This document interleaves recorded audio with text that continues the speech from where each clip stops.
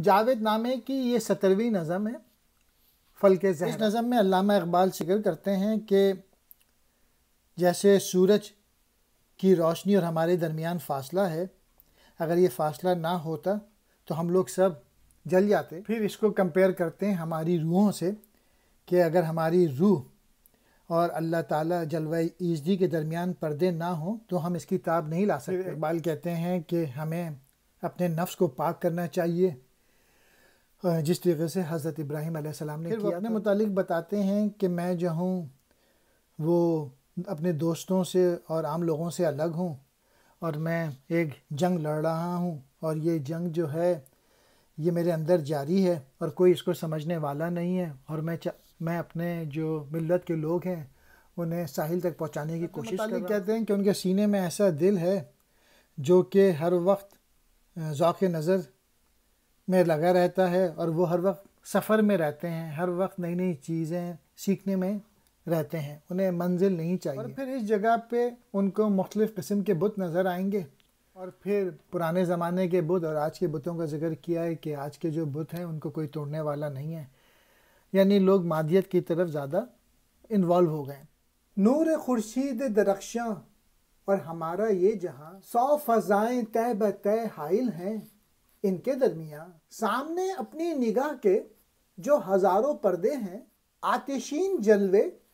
انہی پردوں سے چھن کر آتے ہیں، تاکہ اس کم سوزی کے باعث ہوں سینے سوزتر۔ اے شاخ و برگ و بر کو سازگار اس کا اثر، اس کے تب و تاب سے ہے رگھائے لالہ میں لہو، اس کے پہم میں رقص سے سیماب گوں ہے آبے جو۔ چاند اور سورج کی روشنی کے درمیان کئی تہ بتہ پردے ہیں، ہمارے سامنے کارکنان قضاء و قدر نے سینکڑوں پردے لٹکا دیے ہیں اور ان میں آتشین جلوے لپیٹ دیے ہیں، یعنی جلووں کو پیج در پیج بنا دیا ہے تاکہ کم سوزی سے دل زیادہ سوز والا بن جائے، اور یہ سوز شاخ اور پتوں اور پھل کے لیے سازگار ٹھہرے، مفید ہو۔ اس کی تپش سے لالے کے پھول کی رگوں میں خون ہے، یعنی وہ سرخ ہے، ندی اس کے رقص گردش سے پارے کی مانند بے قرار رہتی ہے۔ میسیج یہ ہے کہ اللہ تعالیٰ نے اس کائنات کی ہر چیز میں زندگی کے آثار پیدا کیے ہوئے ہیں اور جو نظر آتے ہیں، اور یہ جو سورج، اور اس کی وجہ یہ ہے، یہ سورج کی در پردہ شعاؤں کی وجہ سے ہے، بصورت دیگر ہر شے جل جاتی۔ خاک سے اس طرح جان پاک کی ہے وانمود، 4 سو سے بے سوئی کی سمت کرتی ہے صعود، راہ میں آتے ہیں اس کی مرگ و حشر و مرگ، جز تب و تاب اور کچھ رکھتی نہیں ہے ساز و برگ، آسمانوں کی فضاؤں میں شناور ہر زماں، آتی رہتی ہے بروں غوطہ لگا کر ہر زماں، آپ سے اپنا حریم اور آپ ابراہیم بھی، مثل اسماعیل اس کا خم سر تسلیم بھی۔ اسی طرح جان پاک بھی مٹی سے پیدا ہوتی ہے اور جان پاک لامکاں کی طرف دوڑتی ہے۔ اس روح کے راستے میں موت اور بعد از موت دوبارہ زندہ ہونے کے مقامات آتے ہیں، اور اس سفر میں اس کے پاس عشق کی طلب کے سوا اور کوئی سامان نہیں ہوتا۔ وہ جان پاک سینکڑوں نیلے آسمانوں کی فضا میں پہم غوطے لگا کر باہر آتی رہتی ہے۔ یہ جان پاک آپ ہی اپنا کعبہ اور آپ ہی اپنا ابراہیم۔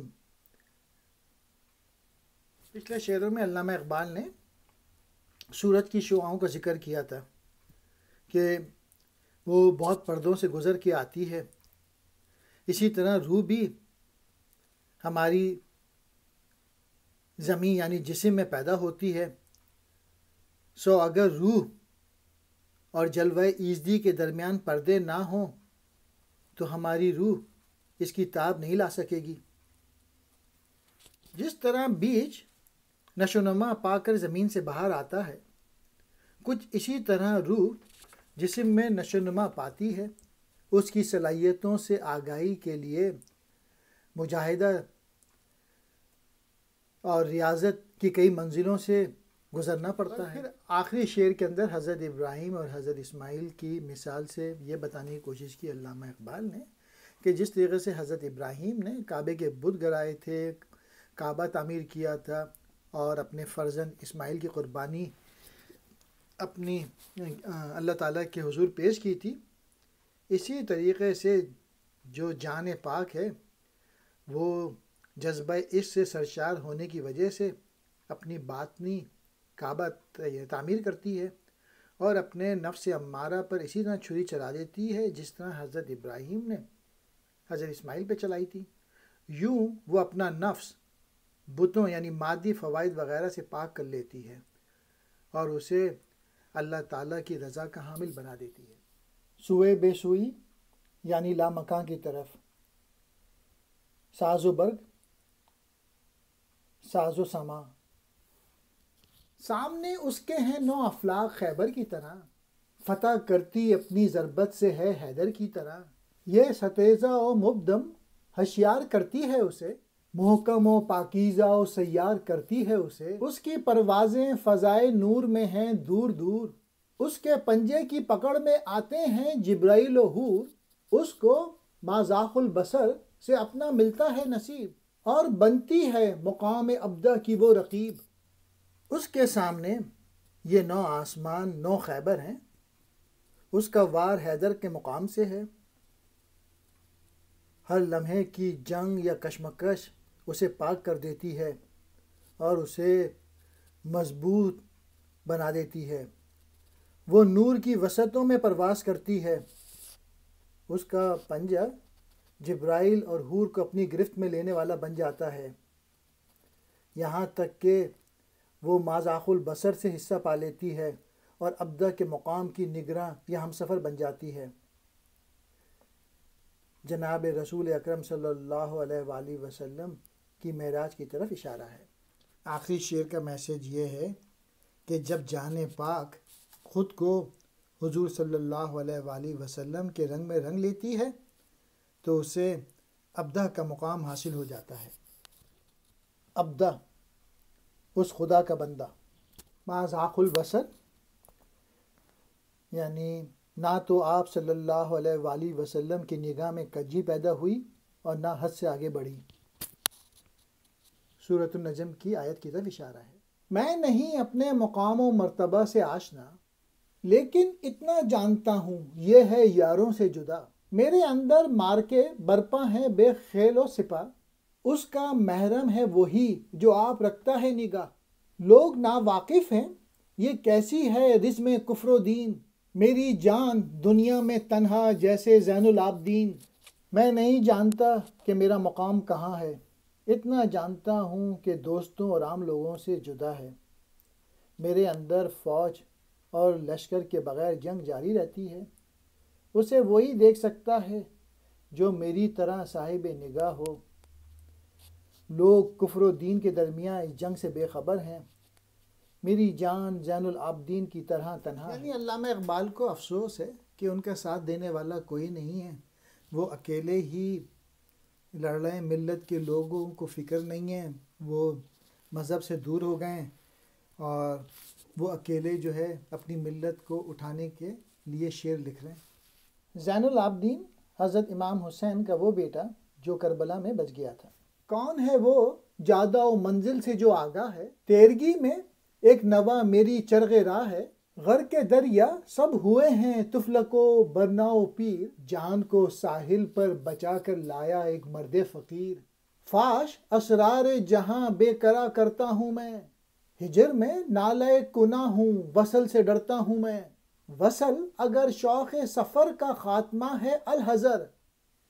اس سے خوشتر ہے ہمیں آہو فغان بے اثر۔ اس دور میں منزل اور راستے سے کوئی بھی شخص آگاہ نہیں، میری شاعری کے سوا راستے کا کوئی اور چراغ نہیں، جوان اور بوڑھے سب چھوٹے بڑے غفلت کے سمندر میں غرق ہیں، صرف ایک مرد فقیر یعنی علامہ اقبال جان بچا کر ساحل تک پہنچا ہے، یعنی پوری قوم بری طرح غفلت کا شکار ہے۔ میں زندہ رود علامہ اقبال نے اس حریم یعنی کائنات کے غفلت کے مکان کے پردے ہٹا دیے۔ میں وصل سے ڈرتا ہوں جبکہ ہجر میں آہوزاری کرتا ہوں، یعنی اکیلے میں وہ آہوزاری کرتے ہیں۔ میسیج یہ ہے کہ علامہ اقبال وہ پکار کے غفلت سے بچنے اور جد و جہد کی راہ اختیار کرنے کو کہہ رہے ہیں، اور جو ملت کے جو لوگ ہیں وہ اپنی حقیقی منزل سے ناآشنا ہیں اور اپنی حقیقی زندگی سے، اور اقبال خوفزدہ ہیں کہ اس قسم کی زندگی سے دوری جو ہے ان کو رلا رہی ہے۔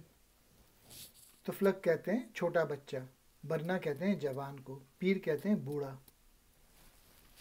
جادہ پیما راستے کا کس لیے ڈھونڈے سراغ، دہر میں گر اس کی جان کو راس آ جائے فراغ۔ میرا قلب مضطرب رکھتا ہے وہ ذوق نظر، ہر زمان جو چاہتا ہے ایک جہان تازہ تر۔ اب کہا رومی نے جو واقف ہیں میرے حال سے، عالم نو چاہیے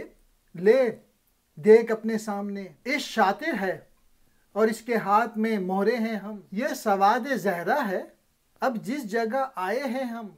ایک عالم خاک اور پانی سے ہے جس کا قوام، ہے حرم کی طرح گرد اس کے خلاف مشک فام۔ راستہ چلنے والے کی جان کو اگر فراغت راس آ جائے تو وہ پھر راستے کا سراغ ہی نہیں لگاتا۔ میں وہ دل رکھتا ہوں یا میرے سینے میں ایک ایسا دل ہے جو ذوق نظر کے سبب ہر پل ایک نئی دنیا کی آرزو میں رہتا ہے۔ رومی نے جو میری جان کی کیفیت سے باخبر ہے کہا، کیا تم کوئی اور جہاں چاہتے ہو تو یہ لو، عشق شطرنج کا کھلاڑی ہے اور ہم اس کے ہاتھ میں شطرنج کی گوٹ ہیں، سامنے دیکھ اب ہم زہرہ کی حدود میں ہیں۔ یہ ایسا جہاں ہے جس کا ضمیر پانی اور مٹی سے ہے، کعبے کی طرح یہ سیاہ رنگ کے خلاف میں ہے، یعنی اس کی فضا تاریک ہے۔ پانی اور مٹی کے خمیر سے مراد شاید زہرہ کی طرف اشارہ ہے جو دنیا میں ایک رقاصہ تھی۔ ہاروت و ماروت دو فرشتے دنیا میں آئے اور ان پر عاشق ہو گئے، چنانچہ قدرت کی طرف سے انہیں چاہے بابل میں الٹا لٹکا دیا گیا۔